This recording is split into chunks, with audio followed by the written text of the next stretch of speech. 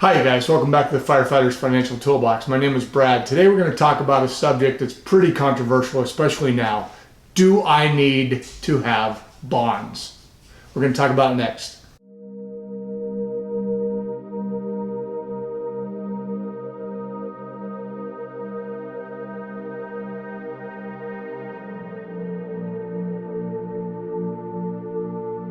Hi guys, welcome back. So today we're talking about bonds. Now this is a subject where people are very opinionated about.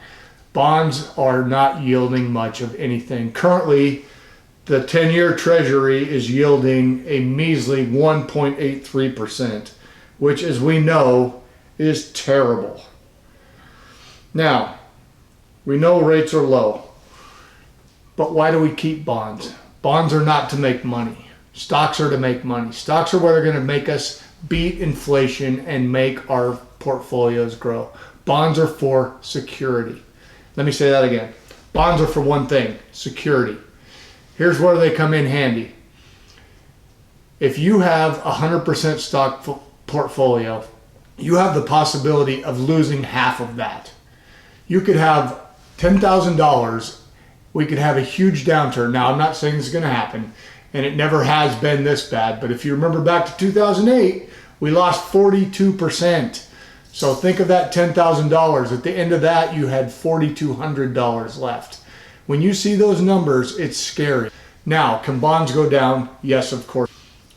In 2018, bonds actually lost. I'm looking at Vanguard Total Bond Market Index, VBTLX for the ticker. It actually lost 0.03%.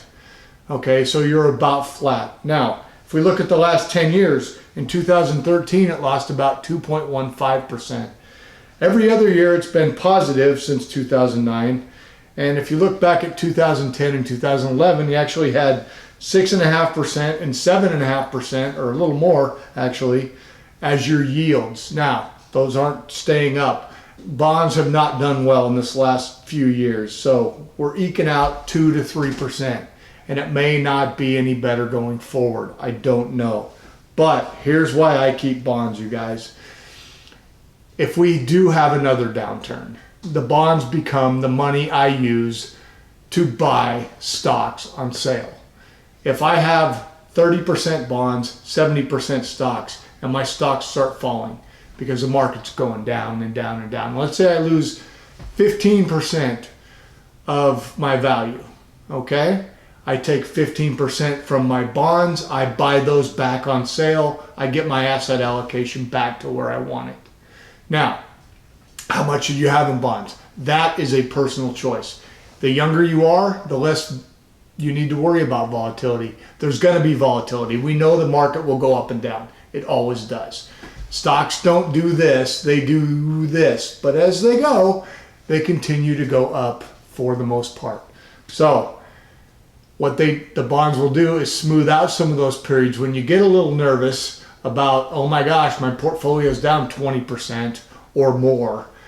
And you know that if you need to, you can buy those stocks back on sale by selling some of the bonds. And as the stocks come back, you move some of that money that you've made into the bonds to keep your assets safer. Now, not everybody agrees with me on this position, and that's fine, because as I always say, investing is an individual thing. What's right for me does not necessarily mean it's right for you. You guys have to pick your own path, you have to do your own homework, and you have to decide what works the best for you.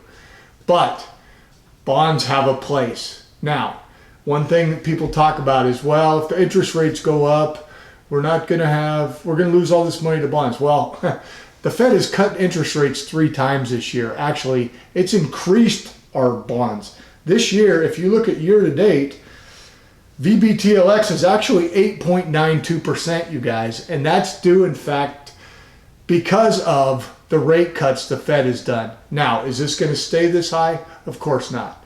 It's going to mellow out. But remember, the difference between buying a single bond, when you buy a single bond, let's say you buy a bond for $1,000. That's your par value. And you get a rate of 4%, let's say. And interest rates start going up. As long as you hold that bond to maturity, whether that be 1 year, 10 years, 30 years, you're going to get the same rate. It never goes back. And when you get done, when it reaches maturity, you'll get your original investment back.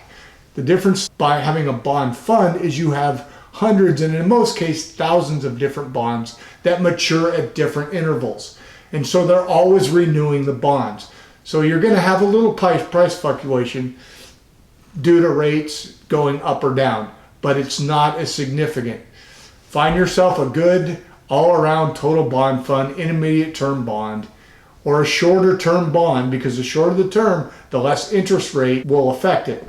But remember, or just keep simple treasuries. Some people buy T-bills and they keep them in cash because they can use those to buy stocks. They all have the same position. They're all bonds in your portfolio. So, hope you guys agree with this. If you did, give me a like. If you feel like I'm totally off base on this, tell me in the comments. I want to know what you think. For me, I carry about 20% in bonds in my total portfolio because I like to have some dry powder for when stocks go on sale. That's my way of doing it. Doesn't mean it's the right way, you guys. All right, thanks a lot. If you're new to the channel, please think about subscribing. It really helps me out. And if you enjoyed it, as I said, give me a thumbs up. As long as you guys keep watching, I'm going to keep making content. All right, have a good day. Thanks.